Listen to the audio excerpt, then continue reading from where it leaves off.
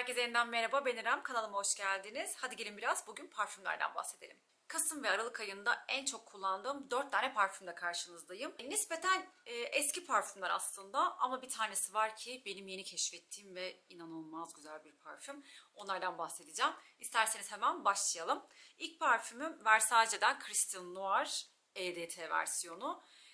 EDP değil EDT versiyonu. EDP'yi çok yoğun buluyorsanız, eğer size çok ağır geliyorsa bu EDT'ye bir şans verebilirsiniz. Bu EDT versiyonunda da açılışında biber oldukça yoğun. İlk sıktığınız zaman bayağı böyle buram buram o biberi hissediyorsunuz. Ama biraz zaman verirseniz eğer o biber tamamen kayboluyor. Yerine çok güzel bir vanilya parfüm ortaya çıkıyor. Böyle odunsu, pudralı, kış aylarına yakışacak. Bence sonbahar kışa çok yakışacak bir parfüm. Silajı ilk başlarda oldukça yüksek. Kalıcılığı nispeten EDP kadar olmasa da bence bu tarz parfümler için oldukça başarılı bir parfüm. Gün içinde belki bir kere daha yenileyebilirsiniz. Yani hani EDP'deki gibi bir sıktım akşama kadar buram buram koktum bir parfüm değil. Ama gene de benim çok başarılı bulduğum parfümlerden bir tanesi. Dediğim gibi çok böyle çiçeksi bir parfüm değil. Böyle odunsu, pudralı vanilya parfümü. Bence eğer bu soğuk havalarda böyle sıcak odunsu parfümleri, pudralı ve vanilya parfümlerini seviyorsanız buna bir şans verin derim. Gelelim ikinci parfümümüze. İkinci parfümüm şöyle ki benim daha önceden yüzünü bitirdiğim, daha sonra tekrar aldığım ve işimi de bitmekte olan ve benim yeniden alacağım parfümlerden bir tanesi. Narciso Rodriguez'in For Her EDT versiyonu. Şöyle ki EDP'si de var bende. Bu da çok güzel bir parfüm. Bu daha böyle nasıl diyeyim naif bir parfüm bence. Bunu 4 mevsim kullanabilirsiniz. Akşamları yazın kullanabilirsiniz. Bu çok rahatsız edecek bir parfüm değil. Ama bu EDT versiyonu bence biraz ağır bir parfüm. Özellikle yaz ayları için. Ama kış ayı için bence muazzam bir parfüm. İnanılmaz çekici, çok sofistike, çok zarif bir kadının parfümü bence. İnanılmaz güzel bir vanilya parfümü. Açılışı aslında çiçeksi gibi geliyor. Çok güzel bir parfüm. Ama daha sonra odunsu ve vanilya yani böyle pudralı bir parfüme dönüşüyor. Bence vanilyanın işlenmiş en güzel hallerinden bir tanesi. Bu böyle maskı ve vanilyayı çok fazla hissediyorsunuz parfümde. Kaldıkça teninizde daha çok pudralaşan bir parfüme dönüşüyor.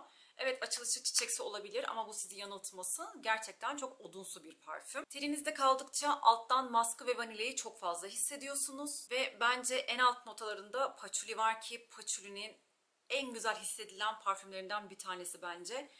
Kendisi zaten Fransız Kürk Dijon parfümü. Ben yani kendisine hayranım. Şöyle söyleyeyim, yani benim böyle aşık olduğum parfümler genelde Fransız Kürk Dijon parfümleri çıkıyor. Ve bu parfüm de onlardan bir tanesi. İnanılmaz güzel bir parfüm. Hiç böyle tek düze olan bir parfüm değil. Sürekli değişkenlik gösteren bir parfüm. İlk açılışında dediğim gibi çiçeksi notalarla başlasa da çok güzel alttan odunsu, pudralı, mükemmel bir vanilya yorumu kendisi.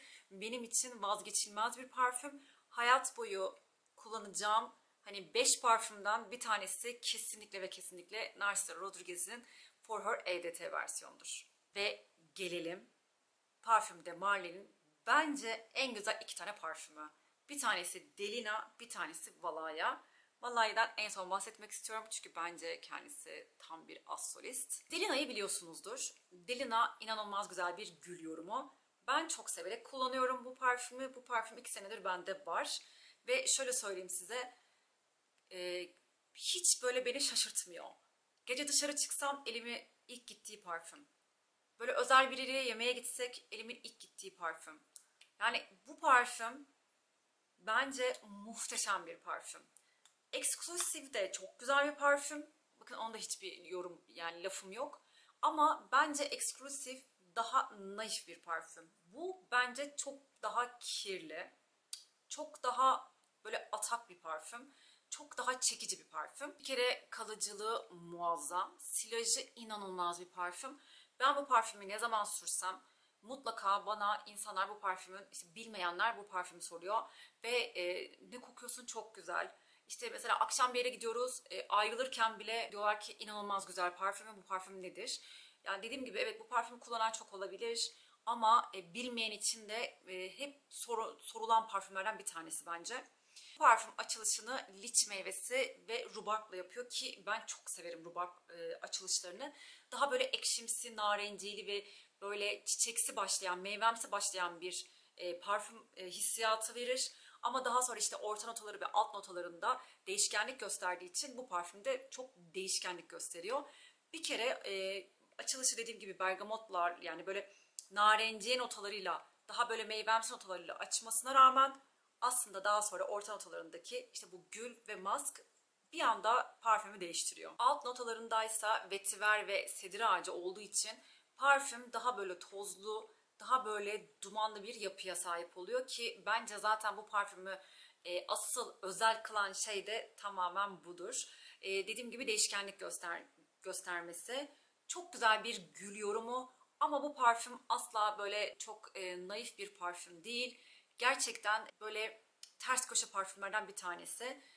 Dediğim gibi oldukça yüksek kalıcılığa sahip, silajı oldukça güzel, başarılı ve çok yoğun bir parfüm. Eğer bu tarz böyle yoğun parfümleri seviyorsanız, gül yorumunu, yani parfümde gülü seviyorsanız ve biraz da böyle tozlu bir hava arıyorsanız bu parfüme mutlaka bir şans verin derim. Eğer daha naif bir parfüm arıyorsanız da Exclusive'e bir bakın derim.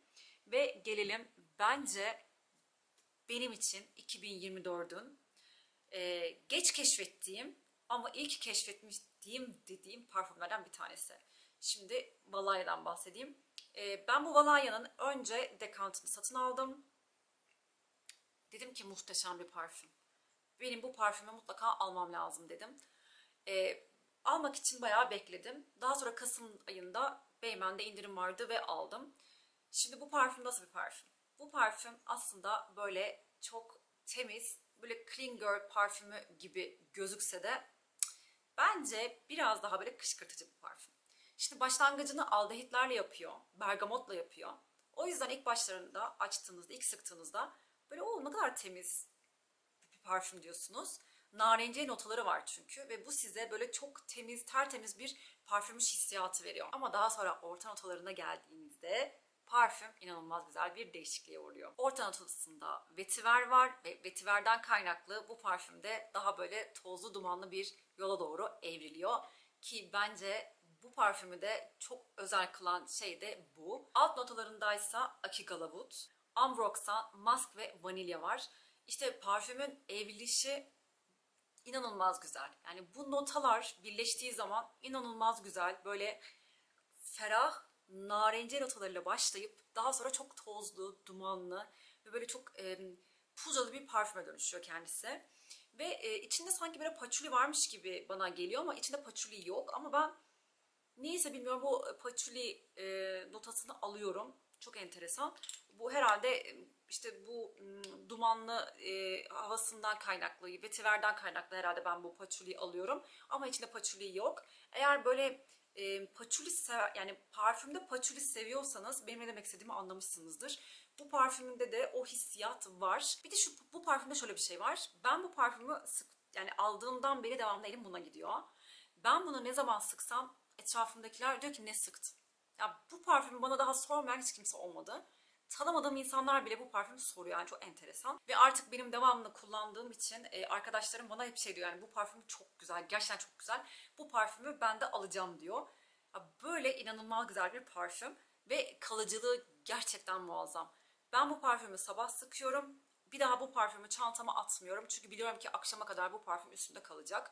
Hatta böyle saçıma kadar sürdüysem eğer, yani böyle bazen çok yoğun kullanıyorum. İşte saçımdan kıyafetlerime kadar böyle sıktığımda yastığa koyduğum anda kafamı, yastıkta bile ertesi sabah bunun kokusu geliyor ki muhteşem bir şey. Yani dediğim gibi yani ben bu parfümü o kadar çok seviyorum ki yani bu koku işte monta siniyor, yastığa siniyor. Bence mükemmel bir şey. Eğer böyle kalıcılığı yüksek ama sizi rahatsız etmeyecek, etraftan da duyulacak böyle bir parfüm arıyorsanız bence o parfüm bu parfüm.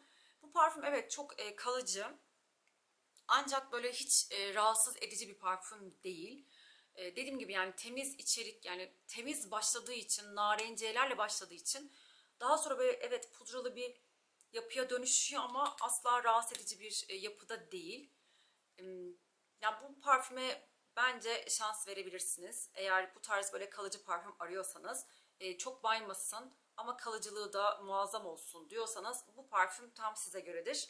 Parfüm de Marley'den Valaya. Benim son 2 aydır kullandığım parfümler böyleydi. Aşağı yorumlara sizin en sevdiğiniz parfümleri, kış, sonbahar aylarında kullanmaktan en çok hoşlandığınız parfümleri yazmayı lütfen unutmayın. Eğer videoyu beğendiyseniz beğen butonuna basmayı, kanalıma abone olmayı unutmayın diyorum. Beni izlediğiniz için çok teşekkür ederim. Bir sonraki videoda görüşmek üzere. Kendinize çok iyi bakın. Hoşça kalın.